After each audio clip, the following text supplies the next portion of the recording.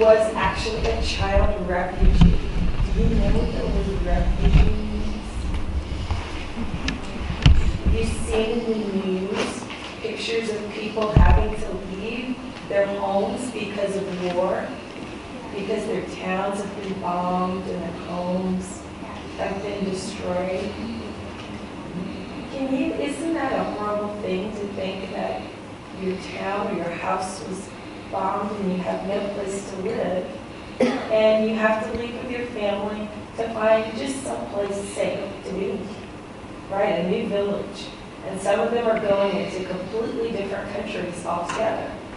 Well, when Jesus was a small child, the wise men who were looking for him went to King Herod and said, "We're looking for the Messiah, the young child who's to be born and will be called King of the Jews."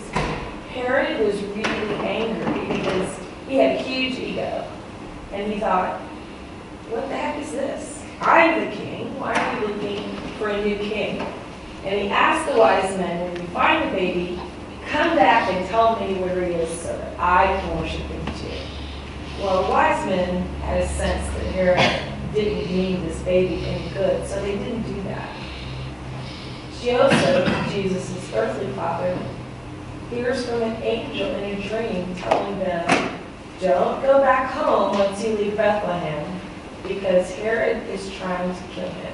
And in fact, Herod had issued an order saying that all the boy children under the age of 2 would be killed. It's very serious stuff, but it's scary. So Joseph, the father, says, we got to get out of here. God says we got to go. So they left Israel and went to Egypt. And they stayed there. And instead of going back, they had to go not back to the place in Israel where they came from, because they heard that Herod had died, but that his son was even born. So they went to a different town just to be safe. Did you ever hear that story about Jesus before? Yes. You heard parts of it? Jesus was basically a child refugee. He had to flee his home because his life was in danger. Jesus experienced a lot of things that we don't think about. And sometimes I think it's important that we remember that Jesus wasn't born in a rich house. His parents weren't rich. He didn't have a lot of money. He didn't have a lot of clothes. But what he did have were parents who loved him and faith that God would take care of that family. So even though Joseph and Mary, I'm sure, were very afraid about what was going to happen, the one thing they did have was the promise that God would take care of them. So even though bad things were happening to Jesus, they believed in God.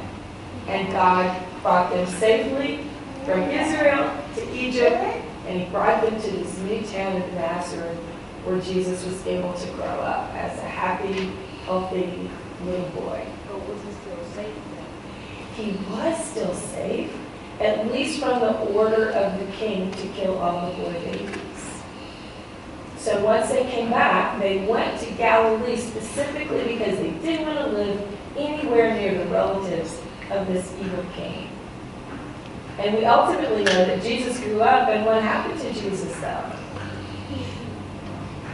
He eventually died, but there's a difference in that kind of death, because Jesus came to really offer his life as a sacrifice for us so that we would be forgiven. And what happened after Jesus was crucified? He came back to life, right? So even in the deepest, darkest times when bad things are happening, the message of you can be a refugee, you could be in trouble, you may not have a lot of money, friends, bad things may happen to your friends, but as Christians, we have hope and faith. Yes, and love. And love. Gigi, you said it all. That's the lesson for today. I'll just explain that.